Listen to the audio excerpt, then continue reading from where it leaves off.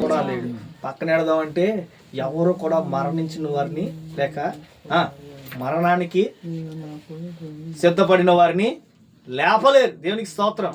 కానీ దేవుడు మనలను మరణపు ముళ్ళుని విరిచి, అంటే విరిగినూరినే దేవునికి స్తోత్రం, మరలా కావాలని కోరుకు. నీ మనస్సు నిండా అలాంటి తలంపులతో నీవు దేవునికి దగ్గర కావాలని దేవుని యొక్క ఉద్దేశం. ఈరోజు మీరు 3వ మాటని మనం చూస్తున్నాం.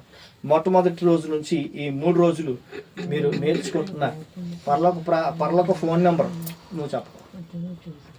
పరలోకపు ఫోన్ నెంబర్ ఏది? ఏవే చదువుతున్నాను చెప్పండి. 6-9 మత్తయి 6-9.